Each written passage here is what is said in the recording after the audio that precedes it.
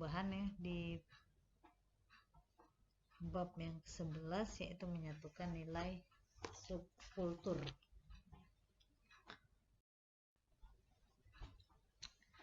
Oke, ini sudah pertemuan ke-11 ya.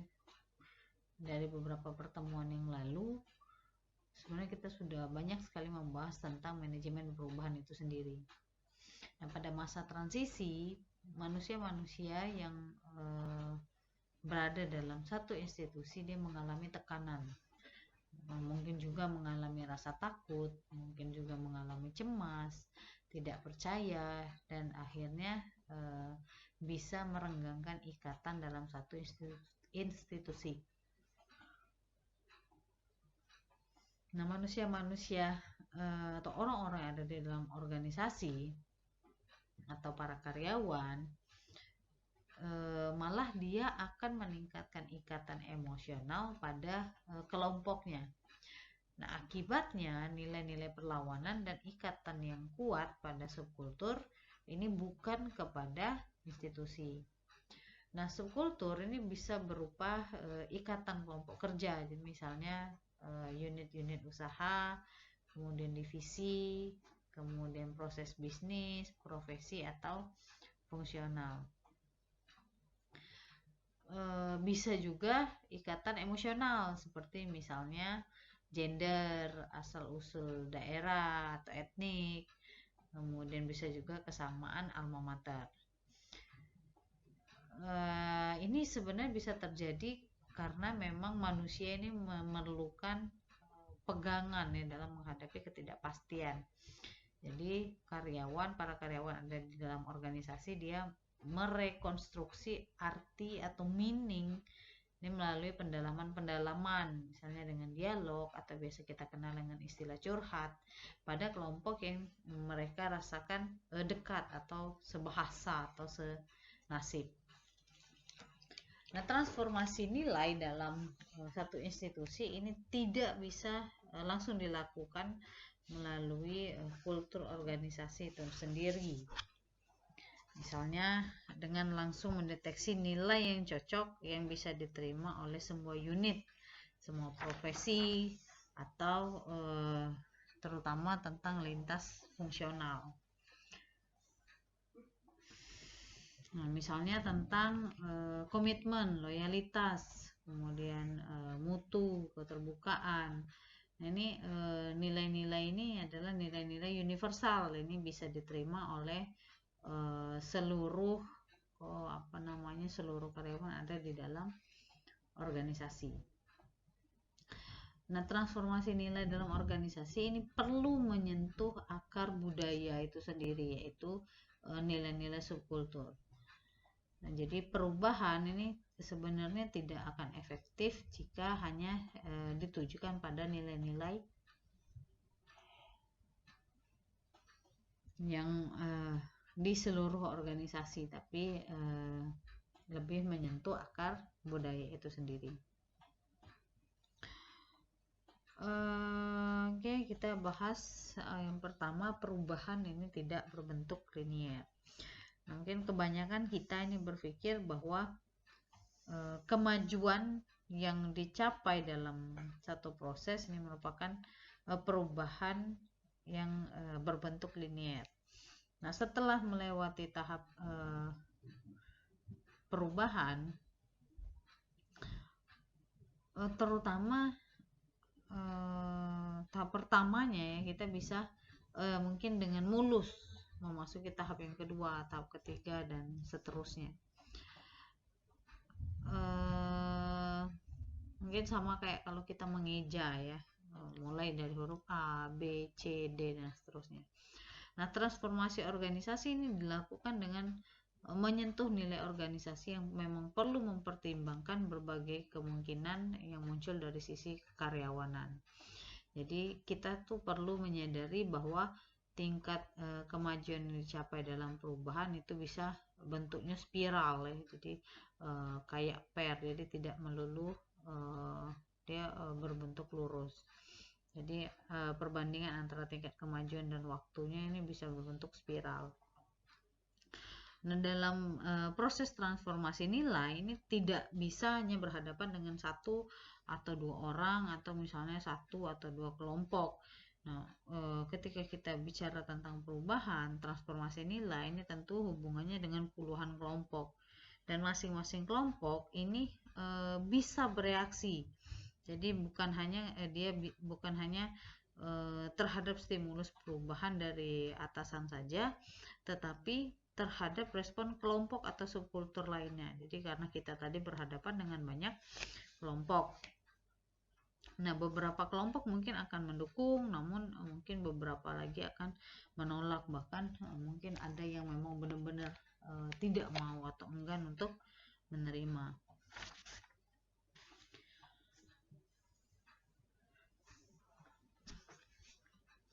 Nah, akibatnya transformasi nilai ini menjadi kacau dalam proses yang sudah kita laksanakan. Yang mungkin awalnya kita mendukung, ternyata bisa menghambat. Demikian juga dengan sebaliknya, yang awalnya dia menghambat, mungkin sebaliknya dia bisa mendukung. Nah, artinya akan ada banyak konsekuensi tak terduga yang bisa terjadi selama proses transformasi. Nah, pemimpin terutama yang berkaitan langsung dengan perubahan ini harus siap dengan istilahnya amunisi untuk bergerak lincah dan berusaha mengikuti bentuk spiral dari transformasi nilai yang saya sudah sampaikan tadi.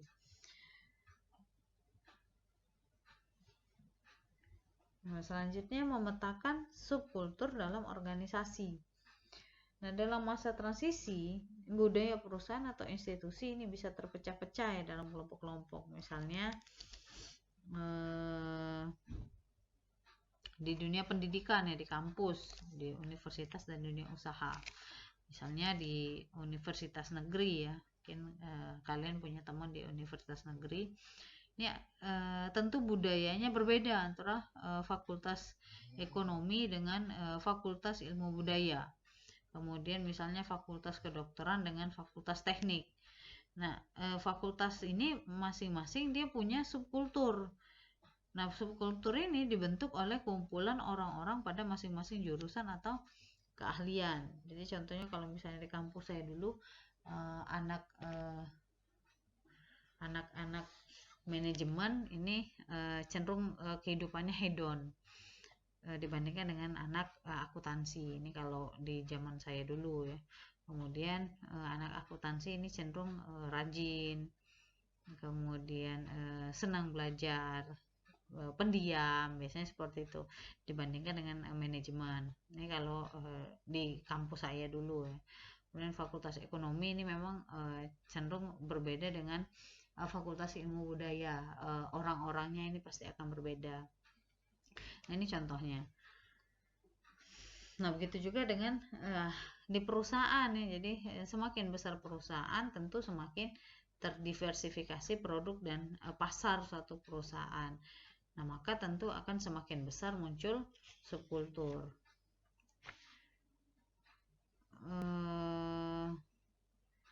Mungkin juga kita bisa lihat di beberapa perusahaan besar yang dia punya kantor pusat. Contohnya misalnya kayak di kantor suami saya itu sangat berbeda sekali untuk budaya orang-orang yang kerja di kantor pusat dengan orang-orang yang kerja di kantor cabang.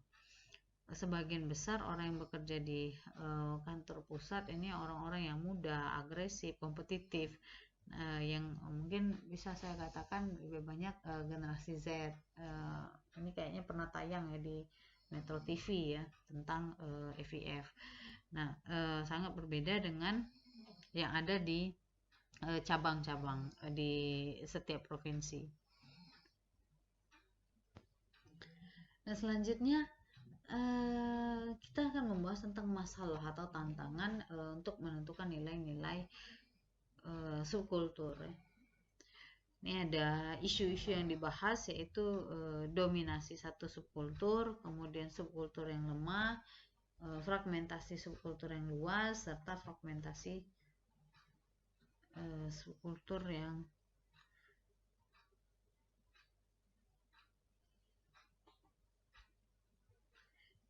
yang pertama, dominasi satu subkultur. Ini adalah penyebab dan akibatnya. Kekuasaan dan politik di organisasinya tidak seimbang. Salah satu menguasai sumber-sumber secara berlebihan di dalam organisasi, sedangkan di sisi yang lain ya sumber dayanya, sumber-sumber yang terkait dengannya ini sangat sedikit. Nah, sumber-sumbernya ini bisa berupa informasi, keuangan, keterampilan, dan lain-lain. Kemudian ada selera di divisi sumber daya manusia dalam merekrut tenaga kerja dari misalnya profesi, kemudian universitas atau etnik-etnik tertentu. Nah, akibatnya ini bisa menimbulkan sinisme dan hambatan-hambatan dalam komunikasi. Nah, yang kedua adalah subkultur yang lemah. Jadi tidak ada aplikasi yang dapat tersalurkan dengan baik. Pemimpinnya hanya kuat secara teknikal. Nah, akibatnya apa? Akibatnya terjadi kurang percaya diri.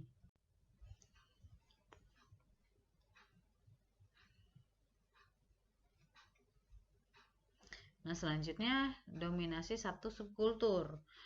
Nah, terlalu banyak nilai atau kelompok dengan nilai-nilai sendiri, kemudian agak sulit menyatukan organisasi, dan organisasi harus bekerja keras untuk menemukan jati diri atau meaningnya serta spirit kesatuannya.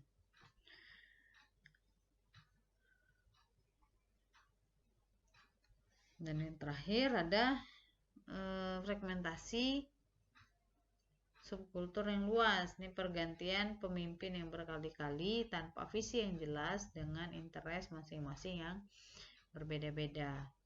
Downsizing, restructuring, kemudian merger yang prosesnya lama, berlarut-larut, lambat.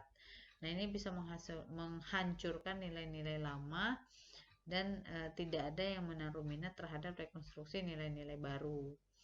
Nah, terjadi kevakuman budaya di sini. Nah, semakin besar satu perusahaan dan terdiversifikasi produk dan pasarnya, maka akan semakin besar muncul subkultur. Nah, ini kita bisa lihat ya, ini masalah dengan berbagai subkultur. Nah, tantangan terbesar seorang transformer ini adalah mencari cara terbaik untuk menggabungkan nilai-nilainya ke dalam satu kesatuan yang bisa berjalan beriringan.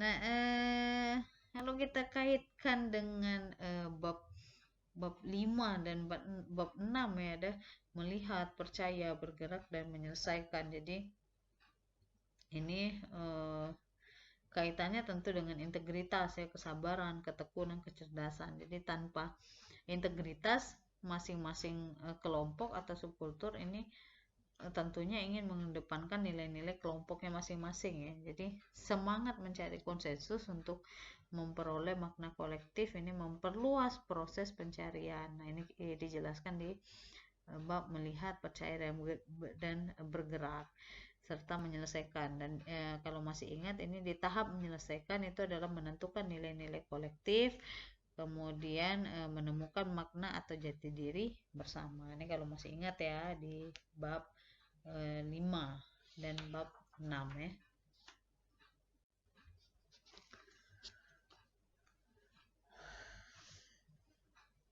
Nah, untuk memetakan subkultur, kita harus memotret seluruh subkultur.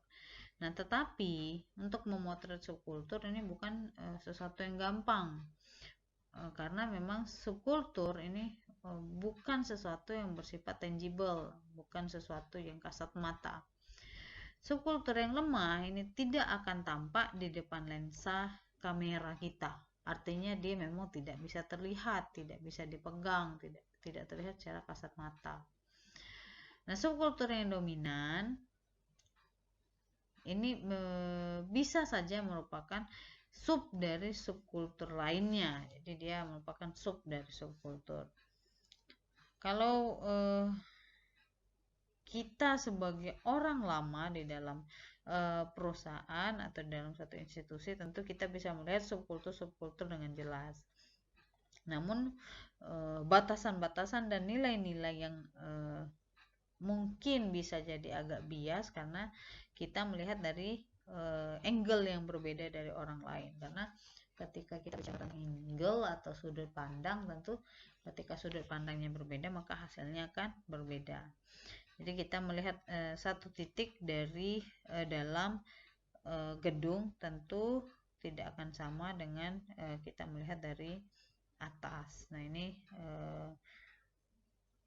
kalau kita sebagai orang lama. Nah, kalau kita sebagai orang baru, tentu kita perlu waktu agak lama, namun kita bisa melihat sedikit lebih jernih karena memang kita tidak terikat secara sejarah dengan orang-orang yang ada di dalamnya, atau misalnya kita tidak ada keterkaitan emosi yang bisa menimbulkan preferensi pada nilai-nilai tertentu.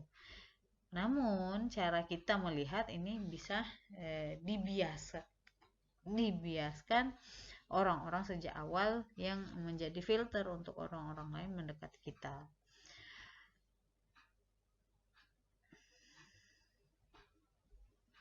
Nah, dalam memotret subkultur ini diperlukan beberapa alat bantu. Jadi misalnya ada beberapa alat bantu. Yang pertama adalah bagan organisasi beserta perubahan-perubahan dalam 10 tahun terakhir.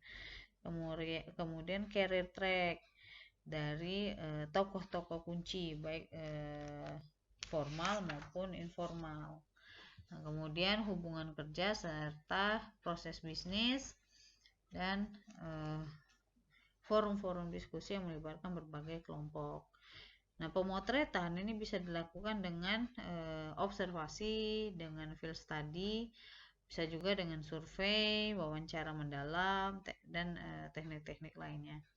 Nah, tujuannya adalah untuk memetakan orang-orang ini tadi dan mengambil nilai yang dianutnya.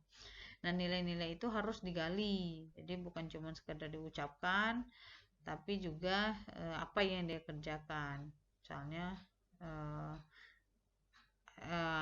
apa yang disampaikan, say believe, dengan apa yang mereka kerjakan, do believe, serta simbol-simbol yang dipakai di antara sesama anggota subkultur.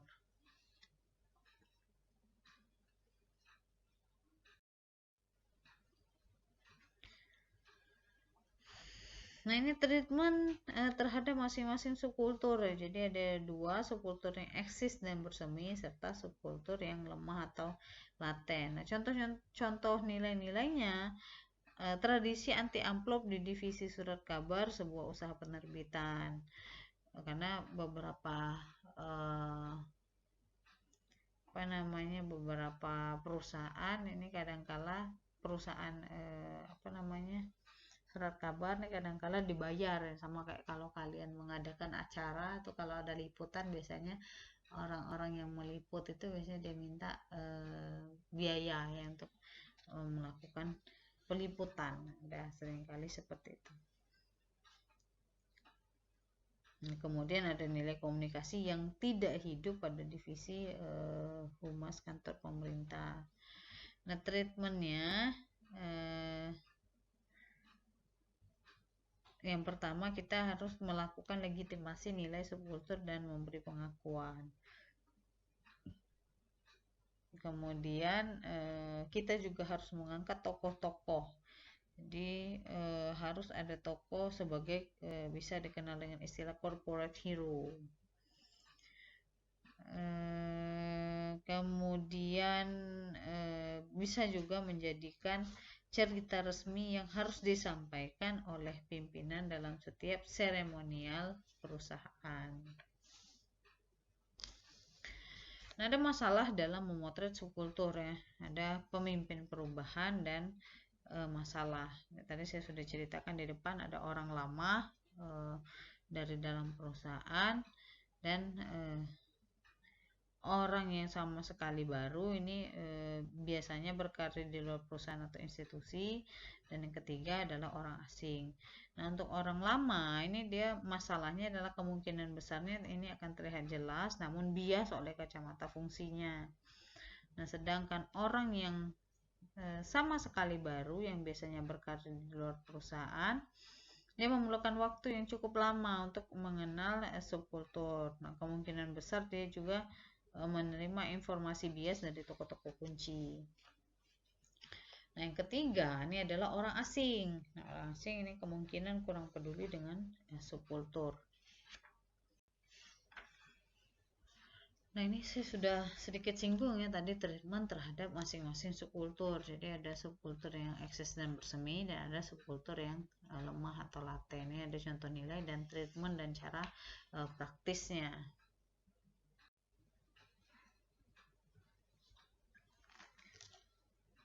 Output pada pemotretan tadi, pemotretan subkultur ini adalah dokumen yang memiliki banyak informasi dan cerita yang mengandung nilai dari masing-masing subkultur tadi.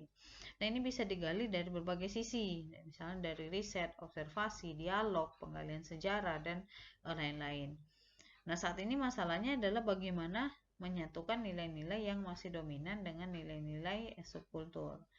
Nah, kesalahan yang sering terjadi ini adalah karena adanya deadline yang memaksa konsultan atau misalnya kita membayar perumus budaya ini bekerja dengan cepat. Nah, sehingga mereka kadang-kadang menyimpulkan dan menggabungkannya dengan istilahnya bisa dikatakan asal-asalan ya. Nah, untuk membuat pernyataan budaya menjadi kaya nilai dan bermakna, maka seharusnya kita ketika merumuskan nilai-nilai tadi kita harus memperhatikan beberapa hal. Nah, yang pertama adalah harus dialogis. Nah, penyatuan nilai ini disusun dengan melakukan cross-selling. Jadi kita mempresentasikan nilai pada masing-masing subkultur pada subkultur tersebut dan subkultur lainnya. Yang kedua, harus partisipatif. Presentasi ini tidak dilakukan oleh pihak ketiga, melainkan oleh si empunya nilai-nilai tadi. Nah, pihak ketiga dia tugasnya hanya membantu menyajikan sebagai materi yang enak dilihat di pihak-pihak. Yang ketiga, dia harus memberikan ruang terhadap buy-in proses. Nah, proses ini dia harus memberikan ruang kepada seluruh pihak, minimal the critic mass atau mayoritas penggerak organisasi. Nah, karena memang yang memakainya itu mereka mengadopsinya, kemudian melaksanakannya. Nah, yang keempat, harus kaya dengan cerita. Supaya bermakna, maka pernyataan budaya ini tidak boleh cuma sekedar berisi kalimat-kalimat normatif. Jadi usahakan memakai kalimat cerita atau lengkapi dengan keterangan tambahan dalam bentuk cerita, misalnya kemudian kisah-kisah, slogan, atau hal-hal yang lain yang membantu manusia berimajinasi tentang perusahaannya. Nah, yang kelima, harus praktis dan mampu dijabarkan ke dalam elemen-elemen budaya, ritual, seremoni, simbol-simbol, dan seterusnya. Nah, pernyataan budaya ini tidak boleh sekedar hanya menjadi hiasan dinding saja. Jadi dia harus bisa ditirukan dalam kelompok-kelompok, ditirukan dalam bentuk praktis, misalnya ritual, seremoni, simbol, dan lain-lain. Dan yang terakhir, dia harus orisinil dan berbeda. Nah, supaya tidak sekedar menjadi pajangan, pernyataan budaya ini harus benar-benar orisinil, artinya harus benar-benar unik dan berasal dari proses sejarah asli institusi itu. Jadi bukan cuma meniru budaya atau nilai-nilai dari perusahaan lain. Misalnya kita nyontek dari perusahaan lain atau institusi lain, baik itu dari dalam negeri maupun dari luar negeri.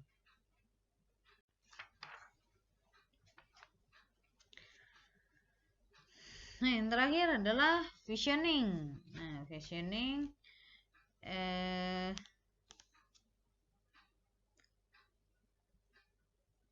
nggak apa-apa, kita masuk dulu ke nanti di slide berikutnya.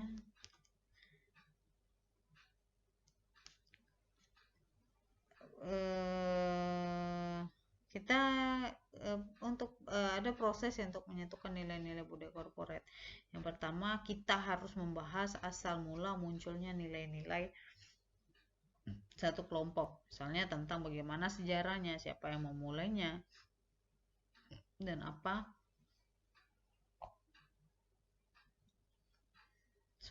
efek negatif dan positifnya.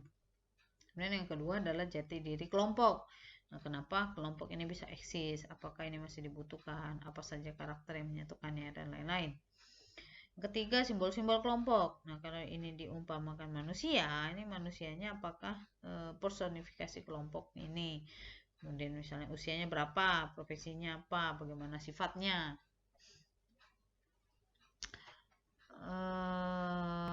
Kemudian kisah selama bekerja. Nah, kisah-kisah apa yang paling sering didengar kelompok ini? Kisah ini bisa berupa misalnya kisah sukses, bisa juga kisah kesulitan, kemudian misalnya kenapa dia seperti itu, dan seterusnya.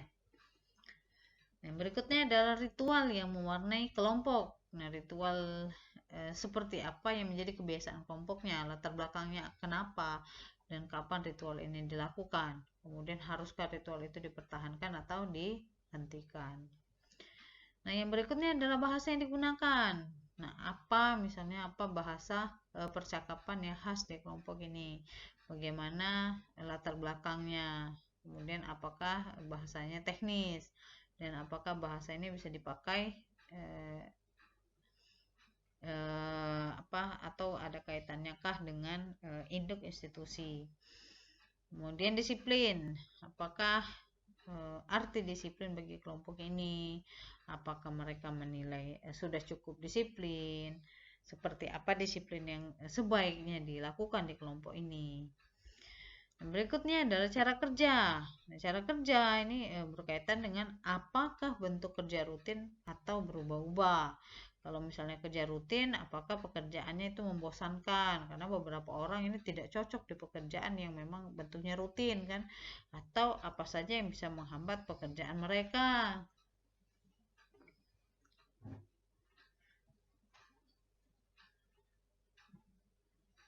Nah, selanjutnya pandangan terhadap kelompok lain. Nah, misalnya tentang apa arti kelompok lain dalam organisasi bagi kelompok ini. Kemudian siapa kelompok yang dipandang paling eksklusif. Nah, apakah juga mereka dipandang sangat mengganggu? Jika memang iya, bagaimana mengganggunya? Nah, kalau pandangan 2 tahun yang akan datang. Nah, dalam tempo 2 tahun yang akan datang, 2 tahun ke depan, apa sih yang diharapkan dari institusi? Bagaimana wajah institusi 2 tahun yang akan datang? Kemudian pandangan 5 tahun atau 10 tahun ke depan. Nah, apakah misalnya kelompok ini bisa membayangkan pada 5 atau 10 tahun ke depan apa yang akan dihadapi oleh kelompok, apa yang akan dihadapi individu, kenapa ini bisa terjadi, dan seterusnya. Dan yang terakhir adalah kontribusi budaya subkultur. Apa saja yang menurut subkultur ini bisa menjadi sumbangan bagi institusi secara kultural. Nah, visioning ini adalah proses yang menyatukan mozaik-mozaik nilai dari masing-masing subkultur menjadi rumusan budaya yang diterima semua pihak. Nah, proses yang dilakukan dalam visioning ini ada 3.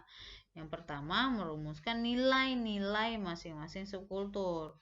Dan yang kedua, membawa nilai-nilai subkultur ke dalam sebuah forum untuk merumuskan nilai-nilai bersama. Yang ketiga, memperkuat nilai-nilai dan visi perusahaan ke depan dan merumuskannya ke dalam strategi budaya. Nah, tujuan akhir dari proses visioning ini adalah untuk menemukan nilai-nilai, perilaku, kebiasaan, pandangan dari setiap subkultur yang bisa dipakai untuk membentuk kultur baru. Nah, perbedaannya ini bukan istilahnya ada jurang ya untuk memisahkannya, tapi bisa dipakai sebagai perekat untuk memperkaya budaya korporat. Nah, budaya korporat ini kan adalah strategi ya untuk menjembatani masa yang akan datang atau masa depan. Nah, oleh karena itulah proses ini disebut dengan visioning, itu pencerahan.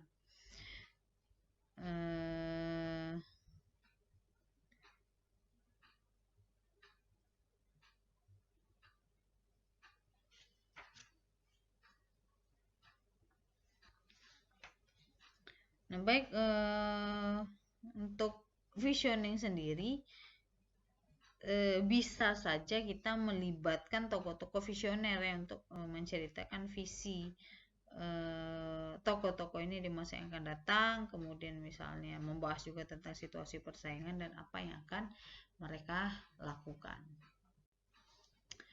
Baik, untuk pertemuan kali ini di bab ke-11 menyatukan nilai subkultur, saya cukupkan sampai di sini. Terima kasih dan selamat melanjutkan aktivitas.